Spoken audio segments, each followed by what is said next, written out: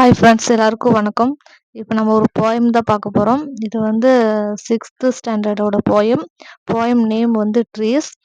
இது எழுதியவர் யார் அப்படின்னு பார்த்தீங்கன்னா சாரா கோல்ட்ரிட்ஜ், அதாவது எஸ்டி கோல்ட்ரிட்ஜ் அப்படின்னு சொல்லுவோம். இப்போ நம்ம போயம்குள்ளே போகலாம்.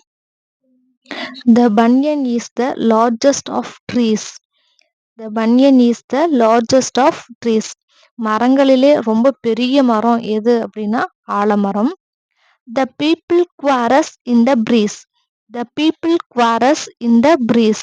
அதாவது அரச மரம், அந்த அரச மரத்துல இருந்து வரக்கூடிய அந்த தென்றல், அந்த காற்றானது ரொம்ப வேகமா இருக்கு. அது மட்டும் இல்லாம அந்த மரம் வந்து அசையும் போது, அந்த ஆலமரம் அசையும் போது அதனுடைய காற்று வந்து ரொம்ப அழகா இருக்குது.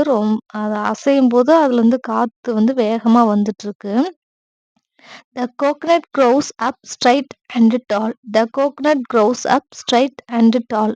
அதாவது தென்னை மரம் வந்து ரொம்ப ஸ்ட்ரைட்டா நேரா வளரும். அது மட்டும் இல்லாம ரொம்ப உயரமும் வளரக்கூடியது. The neem trees fruits are very small. The neem trees fruits are very small. வேப்ப மரத்தினுடைய அந்த கனிகள் வந்து ரொம்ப சிறியது. The tamarind gives as pleasant shade. The tamarind gives as pleasant shade.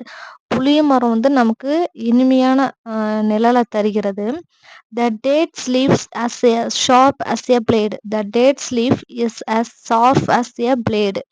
அதாவது அந்த பேரிச்ச மரத்தினுடைய அந்த இலைகள் வந்து எப்படி இருக்கும் அப்படின்னா ஒரு கூர்மையான ஒரு கத்தியை போல இருக்கும். The teak trees gives us useful wood. The teak trees gives us useful wood. தேக்கு மரம் வந்து நமக்கு ரொம்ப பயனுள்ளதா இருக்கும். அதிலிருந்து நிறைய அதாவது பலகைகள், ஜன்னல், கதவு இந்த மாதிரிக்கு பயனுள்ள பொருட்களா நமக்கு வந்து இந்த தேக்கு மரம் தருகிறது. The mango gives us fruits that's good. The mango gives us fruits that's good. அதாவது நம்மளுக்கு இது மாமரம் வந்து நமக்கு ரொம்ப அழகான ஒரு நல்ல ஒரு கனியை தருகிறது அப்படின்னு சொல்லிட்டு நம்மளுக்கு எஸ்டி கோல்ட்ரிட்ஜ் வந்து ட்ரீஸ் அப்படின்ற போயம்ல மரத்தினுடைய பயன்களை பற்றியும் அதிலிருந்து நம்ம பெறக்கூடிய நன்மைகளை பற்றியும் இந்த போயம்ல அழகா சொல்லியிருக்கிறாரு. இந்த போயம் உங்களுக்கு பிடிச்சிருக்குன்னு நினைக்கிறேன். தேங்க்யூ.